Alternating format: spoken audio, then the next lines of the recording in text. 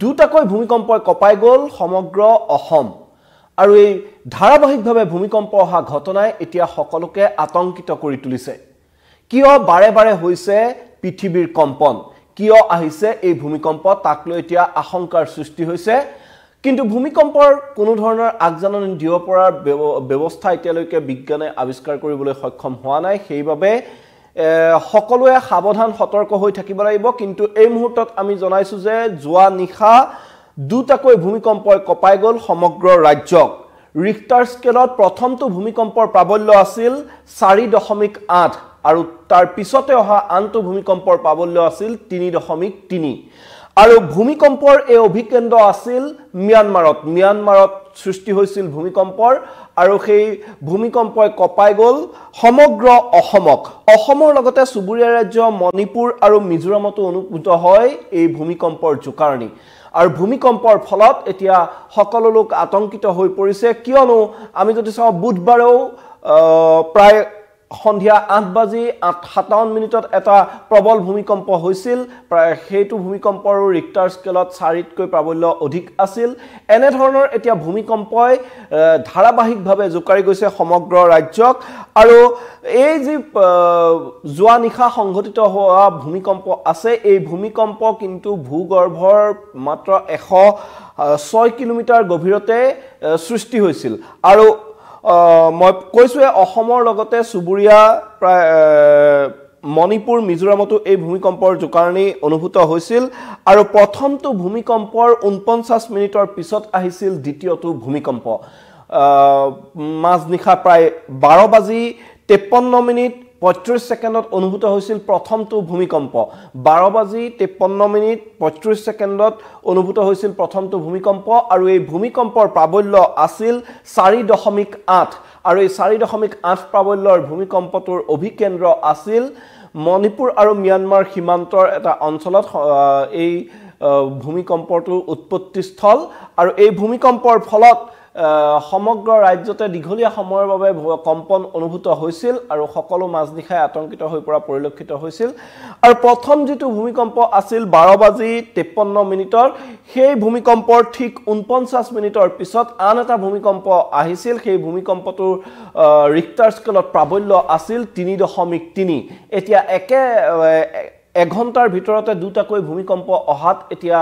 যথেষ্ট উদ্বেগৰ সৃষ্টি হৈছে আৰু শেহতীয়াকৈ দেখিবলৈ পোৱা গৈছে যে প্ৰায় প্ৰতিদিনে এতিয়া ভূমিকম্প অহা পৰিলক্ষিত হৈছে প্ৰায় প্ৰতিদিনে এতিয়া কঁপি উঠিছে ধৰিত্ৰী আৰু এনেদৰে কিয় ঘনাই ভূমিকম্প আহিছে তাক লৈ কিন্তু উদ্বেগ বাঢ়িছে প্ৰশ্ন উঠিছে এয়া কোনো অশনি সংকেত নেকি কোনো প্ৰবল বৰ ভূমিকম্প অহাৰ আগজাননী নেকি তেনে ধৰণৰ আশংকাও এতিয়া লাহে লাহে বৃদ্ধি পাইছে আৰু আমি যদি চাওঁ কেইদিনমান পূৰ্বে তিব্বতত এক প্ৰবল ভূমিকম্প হৈছিল আৰু সেই ভূমিকম্পৰ ফলত প্ৰায় শতাধিক লোকে তাত প্ৰাণহানি হৈছিল শতাধিক লোকে প্ৰাণ হেৰুৱাবলগীয়া হৈছিল আৰু তেনে ধৰণৰ যদি বৰ ভূমিকম্প হয় তেতিয়াহলে সকলোৰে বাবে ই যথেষ্ট উদ্বেগৰ বিষয়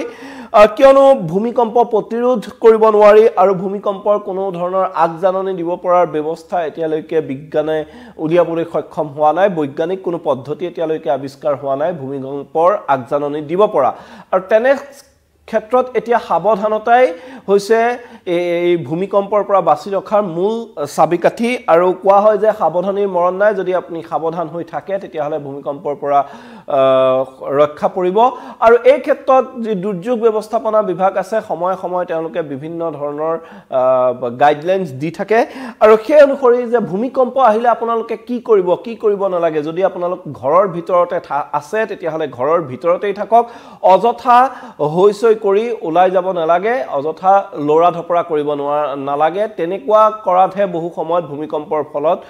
বহু লোকৰ প্ৰাণহানি অথবা আঘাতপ্ৰাপ্ত হোৱা পৰিলক্ষিত হয় সেই কাৰণে যদি ভূমিকম্প অহাৰ সময়ত আপুনি ঘৰৰ ভিতৰত আছে তেতিয়াহলে ঘৰৰ ভিতৰতে থাকক অথবা যদি আপুনি বাহিৰৰ কোনো স্থানত আছে তেতিয়াহলে সেই স্থানতে সুৰক্ষিত হৈ থাকিবলৈ যত্ন কৰক অন্যথা যদি আপুনি লৰা ধপৰা কৰে তেতিয়া দুৰ্ঘটনা সংঘটিত হোৱাৰ সম্ভাৱনাহে অধিক থাকে আৰু এই ভূমিকম্পৰ সময়ত কোনো দাহ্য বস্তু আপুনি ব্যৱহাৰ কৰিব নালাগে মেছ মম বা তেনে ধৰণৰ কোনো শিক্ষা আদি আপোনালোকে দাহ্য পদাৰ্থ এই সময়ছোৱাত ভূমিকম্প অনুভূত হৈ থকা সময়ছোৱাত ব্যৱহাৰ কৰিব নালাগে একেদৰে শক্তিশালী টেবুল অথবা বিছনাৰ তলত ভূমিকম্প অহাৰ সময়ত আপোনালোকে কম্পন শেষ নোহোৱালৈকে আশ্ৰয় লোৱাৰ চেষ্টা কৰক আৰু সেই টেবুলখনত ভালকৈ ধৰি ৰখাৰ ব্যৱস্থা কৰক যাতে তাৰ ওপৰত কোনো বস্তু যদি পৰেও তাতে আপোনালোকৰ যাতে বিশেষ অসুবিধা নহয় তেনেদৰে থাকিবলৈ যত্ন কৰক আৰু বিশেষকৈ আইনা অথবা খিৰিকিৰ সমীপত যাতে আপুনি নাথাকে ভূমিকম্প অহাৰ সময়ত সেইটো নিশ্চিত কৰক কিয়নো ভূমিকম্পৰ ফলত আইনা অথবা খিৰিকিৰ আইনাই হওক বা আইনাৰ আন কোনো সামগ্ৰী যদি ঘৰৰ ভিতৰৰ কোনো ধৰণৰ ফাৰ্নিচাৰ সামগ্ৰী আইনা থকা তেনেকুৱা সামগ্ৰীৰ কাষৰ পৰা সততে আঁতৰি থাকিবলৈ যত্ন কৰিব লাগে অন্যথা এই দুৰ্ঘটনা বহাৰ আশংকা অতি প্ৰবল হৈ থাকে আৰু যেহেতু এই ভূমিকম্পৰ কোনো ধৰণৰ আগজাননী দিব পৰাৰ এতিয়ালৈকে ব্যৱস্থা হোৱা নাই সেইবাবে এনে ধৰণৰ সাৱধানতা যদি অৱলম্বন কৰে তেতিয়াহ'লে মানুহ এই বিপদৰ পৰা ৰক্ষা পৰিব পাৰে এই বিপদৰ পৰা আপুনি ৰক্ষা পৰিব পাৰিব সেইবাবে এনে ধৰণৰ সাৱধানতা অৱলম্বন কৰাটো অতি প্ৰয়োজন আৰু এই মুহূৰ্তত মই ক'ব খুজিছোঁ যে মাজনিশা প্ৰায় দুটাকৈ ভূমিকম্প এতিয়া কঁপাই গৈছে সমগ্ৰ ৰাজ্য আৰু অসমৰ লগতে চুবুৰীয়া মণিপুৰ আৰু মিজোৰামতো অনুভূত হৈছে এই ভূমিকম্পৰ কম্পন এটা নহয় দুটাকৈ ভূমিকম্প প্ৰায় এঘণ্টাৰ ভিতৰতে আহিছিল প্ৰথমটো ভূমিকম্প অনুভূত হৈছিল প্ৰায় 12:53 আৰু তাৰ ঠিক 49 মিনিটৰ পিছত আনটো ভূমিকম্প আহিছিল আৰু প্ৰথমটো ভূমিকম্পৰ প্ৰাবল্য আছিল 4.8 ৰিক্টাৰ স্কেলত এই 4.8 যথেষ্ট শক্তিশালী ভূমিকম্প বুলি ক'ব লাগিব 4.8 যেহেতু পাঁচতকৈ অধিক ভূমিকম্পৰ প্ৰাবল্য হলে শক্তিশালী বুলি বিবেচিত কৰা হয় প্ৰায় 5 প্ৰথমটো ভূমিকম্পৰ প্ৰাবল্য আছিল 4.8 আৰু তাৰ পিছত আন এটা মৃদু ভূমিকম্পই জোকাৰি গৈছে সমগ্ৰ ৰাজ্যক 3.3 সেই ভূমিকম্পটোৰ প্ৰাবল্য আছিল আৰু এই ভূমিকম্পৰ অভিকেন্দ্ৰ আছিল म्यानमाৰৰ ভূগৰ্ভৰ পৰা প্ৰায় 106 কিলোমিটাৰ গভীৰতাত এই ভূমিকম্প উৎপত্তি হৈছিল আৰু এই ভূমিকম্পৰ ফলত তীব্ৰ জোকাৰণিৰ অনুভূত হৈছিল আৰু বহু সময়লৈকে সেই জোকাৰণি অনুভূত হোৱা পৰিলক্ষিত হৈছিল আন ভূমিকম্পৰ তুলনাত আৰু প্ৰথমটো ভূমিকম্পই যথেষ্ট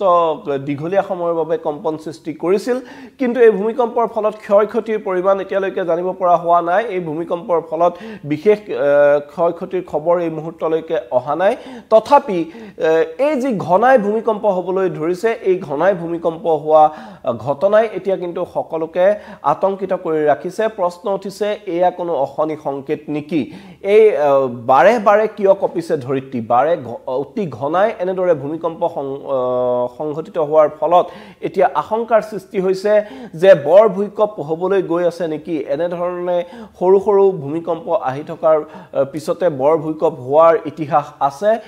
প্ৰতিটো বৰ ভূমিকম্পৰ আগে পাছে এনে ধৰণৰ মৃদু প্ৰাবল্যৰ ভূমিকম্প হোৱা পৰিলক্ষিত হয় আৰু এই তাৰ পিছত এতিয়া যি এই ভূমিকম্প সংঘটিত হ'ল এই ভূমিকম্পৰ ফলত এক আতংকময় পৰিৱেশে সকলোৰে মনত এতিয়া বিৰাজ কৰিছে কিয়নো ভূমিকম্পৰ কোনো ধৰণৰ আগজাননী দিব পৰা যেহেতু ব্যৱস্থা এতিয়ালৈকে অহা নাই ভূমিকম্পক প্ৰতিৰোধ কৰাৰ কোনো ধৰণৰ ক্ষমতা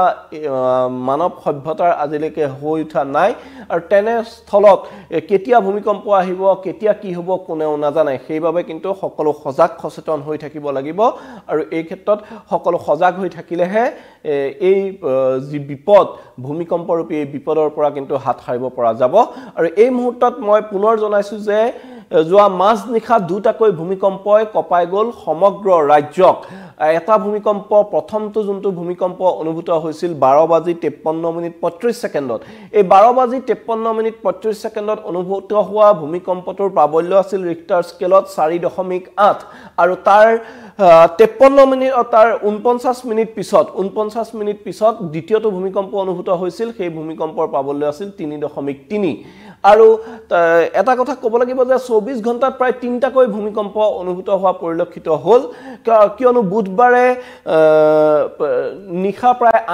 8:57 মিনিটত এটা ভূমিকম্প হৈছিল সেই ভূমিকম্পৰ ৰিক্টাৰ স্কেলত প্ৰাবল্য 4তকৈ অধিক আছিল আৰু তাৰ পিছতে